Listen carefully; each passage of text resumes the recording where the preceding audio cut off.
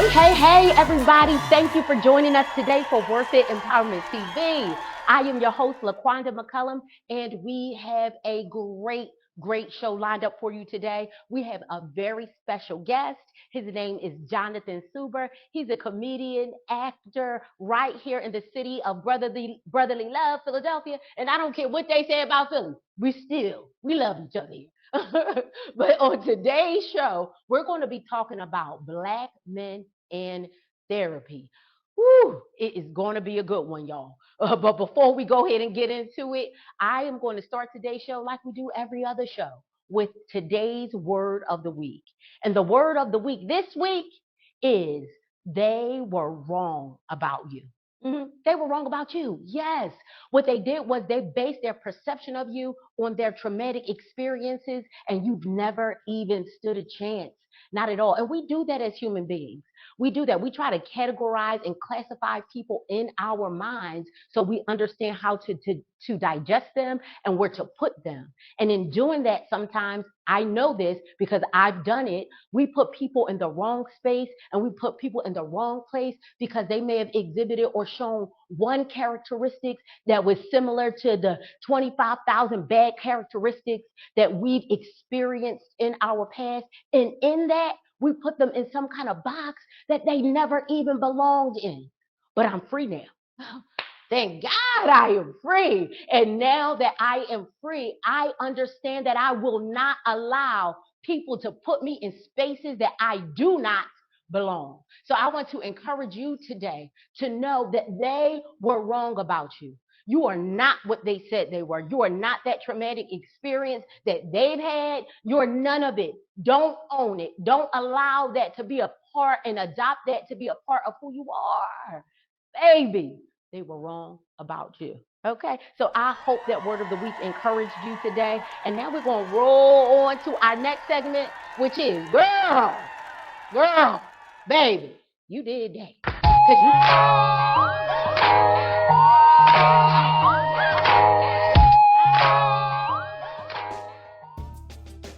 Okay, and so on today's segment of Girl, You Did That, we have Ebony from Zen Lux Botanical Bar.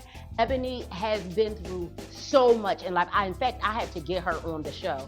She's experienced so many different traumas, so many different tragedies, and still in all that, you saw the pictures, she still managed to start her own business, and not just any old kind of business. She's making science, okay? She's crafting products and making things that help beautify your skin, your body internally, externally. She has teas, soaps, shampoos, all different kinds of things. So, girl, keep doing that. We are so proud of you. And before we get into our show, what we're going to do is take you on a quick commercial break, and then we'll be right back with our guest. So what is the one thing that if you didn't have it, you could potentially lose every asset you ever had or not pursue everything you felt you deserved? Your worth and value. Hi, I'm LaQuanda McCoullum, worth advocate, author, and host of the Worth It TV Empowerment Series. And guess what? I am so grateful to introduce you to the Worth It Academy.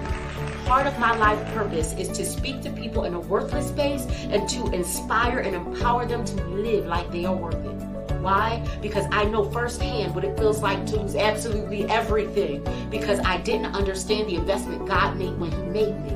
And I also know what it feels like to not pursue things because I didn't feel I deserve it. But I also know what it feels like to reclaim my worth and to get up and go get everything that God said was mine. And I want to share those tools with you inside of the Worth It Academy because your dreams are worth it. And I know that once you rediscover your worth, you will be positioned to get up and go get everything that belongs to you. Join us today inside of the Worth It Academy. Oh, so welcome back from our commercial break. We are ready, y'all. We're ready to get right into our next guest, our guest that's coming up, because this topic is so important. Can you just clap it up or be excited? Stand at home and in front of your TVs for Jonathan Suber. Yeah, come on, John. What's happening? How you Oh, I'm doing? good. How you feeling today? I'm good, good, Good, good. It's good, good to good. be here. Right. I'm so glad you joined me today. Of course, I wasn't gonna miss this. Okay, good. I'm glad you're here. So John again, he's an actor, he's a comedian. He hosts his very own podcast. Tell him a Yes, little bit about yes. your podcast. So the podcast is called Sitting with Friends. It's Hmm. me and two of my female co-hosts. And basically, we talk about a lot of different things. We have different type of guests on the show. Like we based on like having entrepreneurs on the show, black entrepreneurs who just started Okay. off with their business and stuff like that.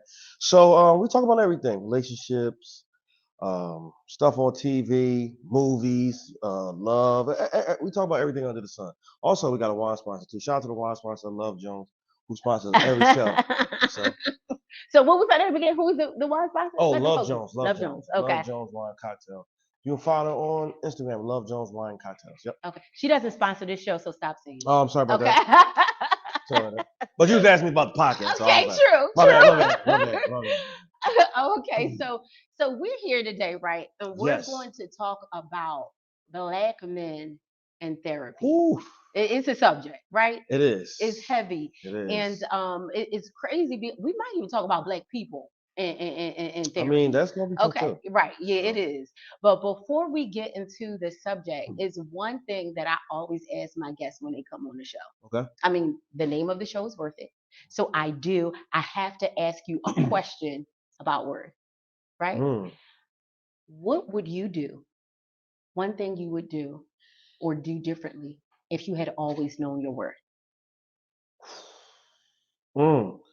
What would I do differently Hmm. if I knew my If worth? you always knew your worth. Um, Hmm. I'm curious. I would be. I think I would be more humble. Mm, I think I would be more humble, less ego more humble and less ego. and less ego. Yeah, Yeah. because when I first started out, like with acting and stuff like that, I had a little ego and stuff like that, and I think that kind of like brought me down a little What do bit. you mean you had a little ego? I, What you is know, I that? was, Talk about you it. know how it is, like you smelling yourself, you got like a little popularity and So stuff you like had a that. big head. Is No, I that said little ego. oh a little big head? Yes, yeah, little, not a big, but little ego, and I kind of let that get in between of me and the things that I was doing within my career. So if I knew what my worth was, I would definitely be way more humble than what I was back then. Okay. Yeah. Okay. Thank you. Thank you so much for sharing. That Yeah, was I powerful. mean, well, you didn't even tell me about that question, so I didn't because I can't tell you I, everything. I oh, have to. I have to leave an element of well, surprise for the I people. was surprised. Good job, then. I was Thank surprised. me. Yeah, thank you. Yeah. Yes. So it's so crazy. The reason how we came this topic even came about. I think you mentioned before you did a one man show, Yes. and the one man show was called. It's a word that we can't say on this show, but I still invited him as a guest. Ah, But on the show, in the one man show, you just talked about a variety of different areas and yeah. challenges and just life experiences Mhm. that you had. And I know we'll get into it soon, but we'll talk about some of those experiences that even led you to even consider going to therapy, Yeah. right? Mhm. So tell me, from a black man's perspective, what what was your idea or what did you feel and your thoughts about therapy? What were they Before I went to therapy. before you went? Oh, I felt like I could do self therapy, and I Mm, think that's what a lot of black men think they can do is just heal their own self. Think they can do it by thinking they can do it by themselves. It's just like a macho type of thing. We don't feel like we need help, but at the mm. end of the day, you can't fix everything.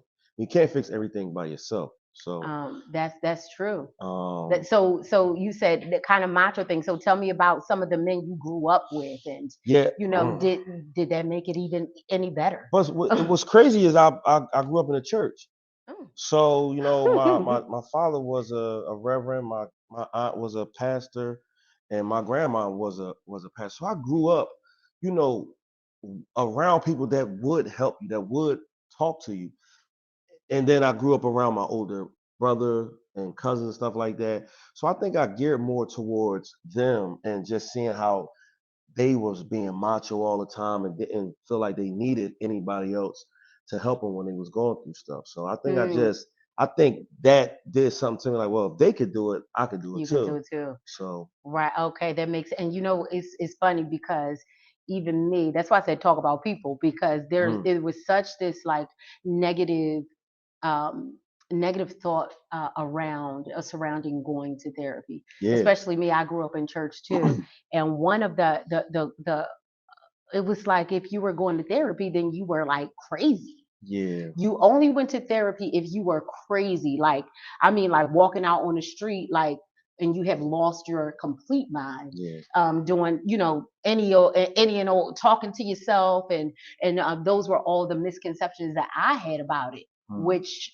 is what took me until I was in my 40s yeah, to even consider going to. I had to break through all those barriers, and then don't get started on the church. right, First of all, going to therapy was like in the church, like I was cheating on God. yeah, Like I don't believe God right, enough. right, right, To right, right. what you going to therapy? Oh, You you don't trust God. you Oh, don't go your prayer see life must be messed you up. don't go see a pastor. That's Right. crazy. Okay. So all of those kinds of things. That's why and first of all, let me even just say this because we're going to talk about you a little bit more. Therapy was not for black folk. Okay, and I'm going to keep it all the way real. Mm, We said, I know me, tell me, I said my generation, the people are therapy was for white folks, mm, Caucasians. right, And that's just keeping it 100% honest. Black people don't go to therapy. right. That's one of what was your experience? Well, yeah, black people don't go to therapy, but the reason why they didn't go to therapy is because they were scared of the truth. Mm, So that's why a lot of people didn't want to go. Like I always say, a dangerous person is a person who don't want to go and change. You know what I'm saying? mm, Like you have you gotta know something isn't like all the way there with you. And it don't mean you like on a spectrum or anything like that. But it could mean like you actually need somebody to talk to. You hold things in a lot, it's going to show in your everyday life. yeah, So a lot of us are scared to go talk to somebody and hear that actual truth. It's like when you look yourself in the mirror and you see a different person, like that scares people. You know what I mean? yeah. That is, So oh my gosh, that is so true. yeah, I mean, I can we can have like 13 shows on this topic yeah, we alone. could. But I wanted to ask you, so what led you to say, you know what, I'm going to therapy? What Mm. led you to say that? Well, I knew I wasn't. I knew I wasn't myself. My girlfriend died in 2001, right? Hmm. And Yeah, I this is remember you yeah. talking about that So in the this is the show. difference of therapy and you like when you saying people said going to therapy is for crazy people. Right. Therapy ain't Friends Hospital. Okay. So that's a lot of people would think like, oh, you crazy, you gotta go to Friends Hospital. Friends Afro. But no, ain't no. I mean, it might be therapists in there. I ain't never been, I mean, but don't. I've been to see people and there are therapists there. So so when my girlfriend passed away, I became super duper depressed, and I didn't allow myself to uh, let her go. So I used to meet her at the bus stop every morning, and I kept doing it after she died. And then somebody saw me, and then that's when they actually was trying to put me in Friends Hospital. Oh, So after that, I had to start talk. I started talking to my pastor and stuff like that. And I don't know, being as though my pastor was my aunt, I think she was probably being a little bit biased. mm-hmm. So I went to somebody who didn't know me, who couldn't sugarcoat anything. And my very first therapy session, I felt, and I did all the talking for like 55 minutes. I did all the talking, but I felt Mm. like a brand new person. And then after that, I continued to go for like maybe 3 or 4 years straight Oh for therapy. wow. Yeah, yeah, yeah. I kept going because I just felt brand new. I Mm-hmm. just felt brand new. So I think that's the scary part for certain people though. Like I said, some people just don't want to accept the truth and the truth about themselves. I'd rather hide it and act like everything is okay instead of actually talking to somebody and realizing like, you know what, all right, this person is right. Like why this lady don't got a lot of me? She don't even know me. You know what Mm-hmm. I'm saying? So Mm-hmm. once I experienced that, I Mm-hmm. always wanted to experience it. Oh, that makes it now let me just add, because there are men out there who probably need to, who much like you, they may be meeting their girlfriend at the bus stop in the morning. Hmm. It may not be their girlfriend, but they may have some other experiences and they may need to go to therapy. I want you to talk to that person and just really be transparent about what was the exact barrier that you think you had to hurdle before making the phone call. Did you make your own phone call For for therapy. therapy? Yeah. Or was it at your job, or No, was it I made the. What happened was I stopped going outside. I stopped eating, and I kind of realized like, yo, this ain't me, and wasn't nothing really helping me. You know what I'm saying? hmm Like it was nothing I could do. I did a lot of drinking, and nothing was helping me. And I think a friend of mine from work was telling me about a therapist. Like, oh, no, they told me they was going to therapy. Like, you should try it and stuff like that. I was like, man, I ain't trying no therapy, man. That's for suckers, blah blah blah. And so I don't know what clicked in my head, just made me say, you know what, all right, let me try it out. And I'm so happy that I did because number one, the therapist, she was super nice, down to earth. And I searched a black therapist. I don't got nothing against white people, nothing like that. But I wanted somebody that's in my culture that can understand, understand? Yeah. understand kind of what I'm going through. So My therapist is why I think culture is important. it's very And important. I also, but for me, I didn't have that kind of reservation Mm. initially with culture. Well, I did search for a black therapist first, and then under my plan that they had at my job, there were no black therapists available. Oh, what? So then okay, so oh my gosh, so we didn't even really touch the surface of Mm. this conversation, but we will bring you back so that we can dig into this a little bit more Sure, yeah. because there's so much that I want to address. But before Okay. we go, we need to just go to commercial real fast, and we may have a couple more minutes after this commercial break. No, no problem. Mhm. No, go ahead. I What's used the to message? think that doing the right thing meant following the law, falling in line. Turns out, laws only protect certain people, especially when black women's lives are at stake. I was told to stand down in Kuwait, that it wasn't my country, but this country is mine. So I won't.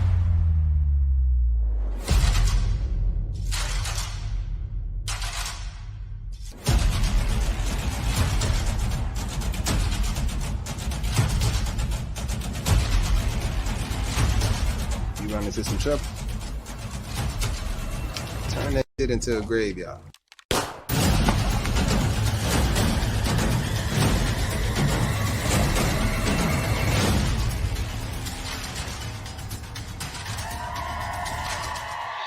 So, and we're back. Oh wow. Yeah. We're back from commercial break. And that's my fabulous producer over here. She's So amazing. she's amazing. Yeah. So, one of the things that I wanted to talk about, so before going to therapy, because I think this is important when we're talking about black men, what coping mechanisms were you using, or Ooh. did you think you were using to kind of help you get over depression before going? Mhm. Man, I don't know. Okay. Be honest, because we gotta help people. Go ahead, tell me. No, it was a lot of alcohol. It was a lot of alcohol. Yeah, I was drinking a lot. Hmm. I think every day. I wasn't doing no eating though. That was another thing. I was drinking. I wasn't eating. And you weren't eating. Yeah, so it was making me sick. It was. Oh wow. Yeah, it was making Okay. me sick. So I did you? vividly was. I could see myself right now. I was sitting in the corner in my room. All I was doing was drinking. Mm, I ain't come outside for like maybe a year. really? Yeah, I mean, I just went to. Was I still in school? No, I was out of school. Yeah, I wasn't even in school. Yeah, one whole summer I was in the house. Wow. Yeah, Mm, I missed the whole summer. wow. So all those things and you going to meet her at the bus stop, Mm, it kind of culminated to you saying, well, first of all, I want to say I thank God for allowing you the switch to turn on. yeah, And you saying, you know what, I gotta do something different because you know why? A lot of people don't do that. The yeah. switch never comes on for Well, people. Friends Hospitals was scared. Right. They was trying to send me to Friends. So They were trying they to see you got friends.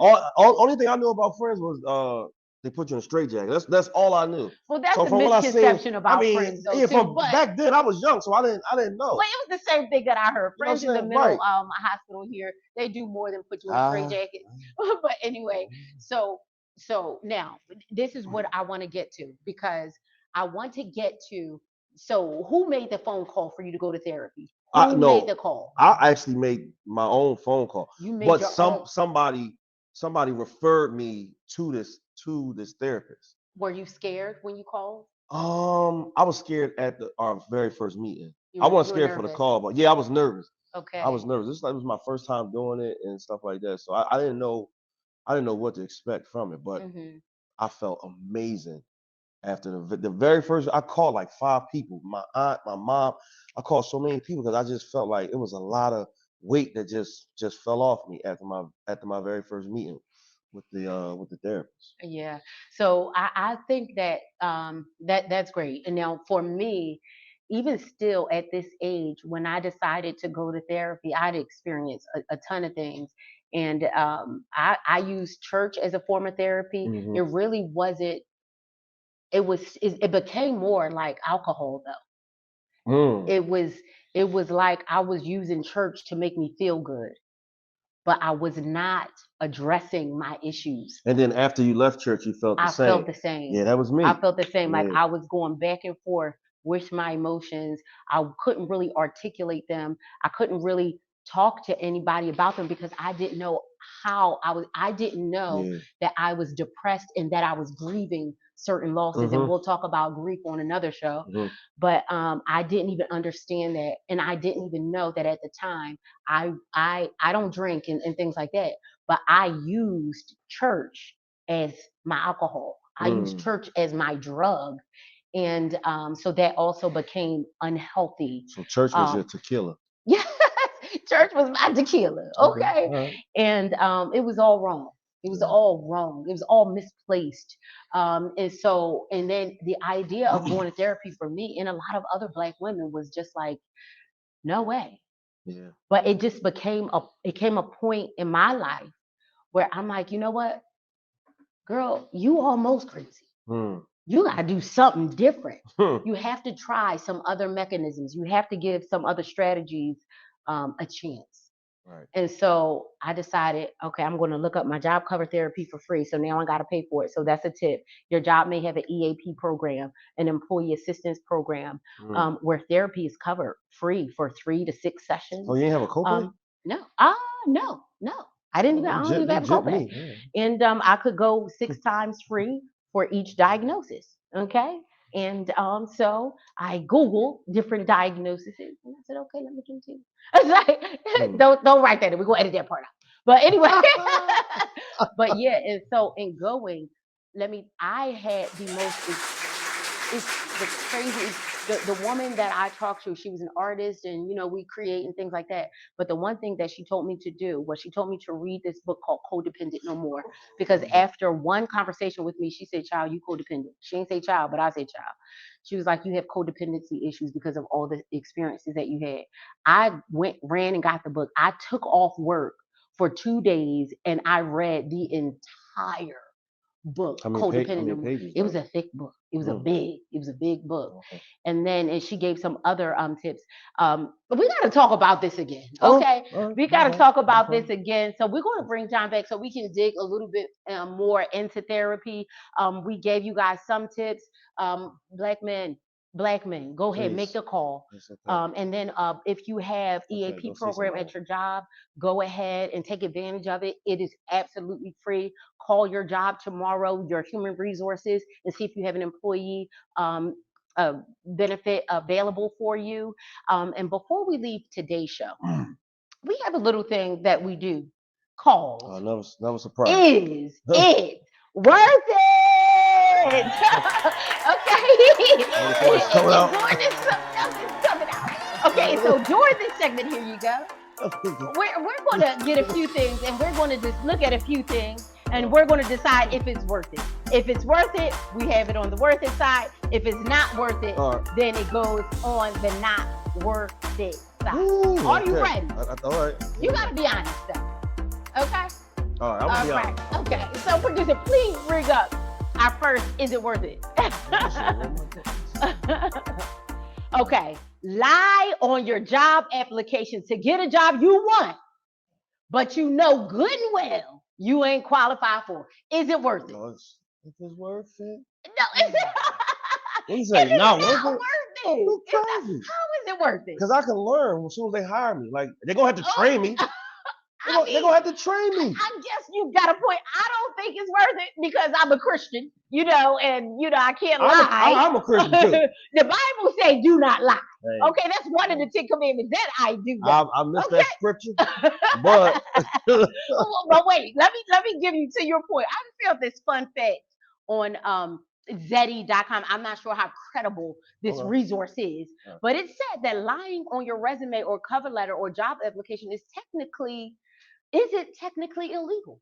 So it's not illegal. Right. So you can lie. Now you shouldn't lie. Now what they said was that if you falsify, like, so if you say you graduated from Harvard, if you falsify a Harvard diploma, then that could be punishable by law. So I mean, you may be on the side. Okay. I don't know any So Harvard. producer, give us the next one. the next one. Eating someone's lunch out of the workroom refrigerator, is it worth it? No, hell no. Oh, you can't say that. Heck on no. the show. Heck no. Oh my gosh. Beep, Oh beep, my gosh. beep. He said, oh.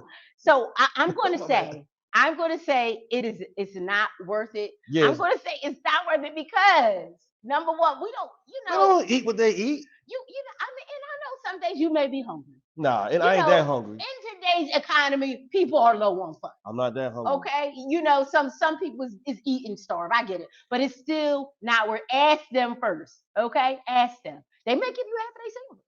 They may give you the peanut butter off the peanut butter side and keep the jelly. Who knows? I don't know, but it's not worth it. Let's go to the next one. And this is our last one. Okay, now say this person.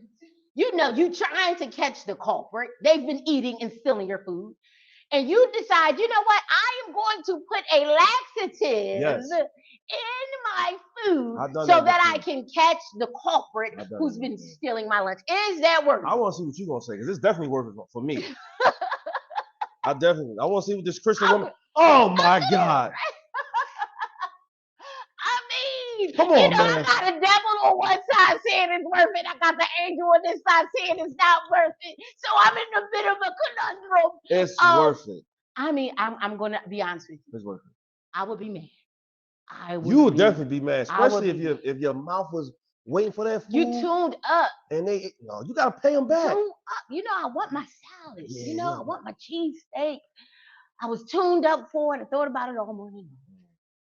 But no, I'm going to go with it's not worth it. Okay.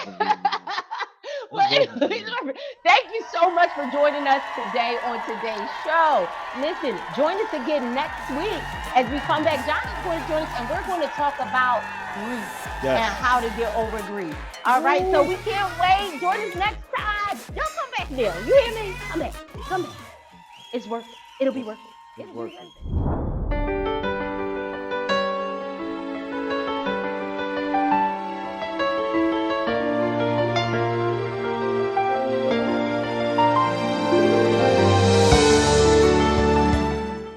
Tune in to Worth It with host LaQuanda McCoullum on the Daily Gospel Network, the TV show designed to entertain, inspire, and empower women to live in their worth. Ladies, this is your opportunity to tap into your full potential and conquer the world. Join us each week as we explore ways to live your best life. Catch Worth It every week on the Daily Gospel Network with host LaQuanda McCoullum.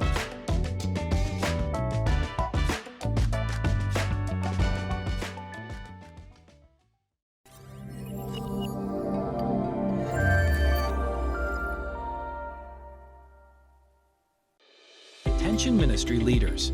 Have you ever considered growing your ministry with television? Well, the Daily Gospel Network could be what you've been looking for. As one of the nation's largest Christian broadcasting companies, the Daily Gospel Network broadcasts all over the world on popular streaming platforms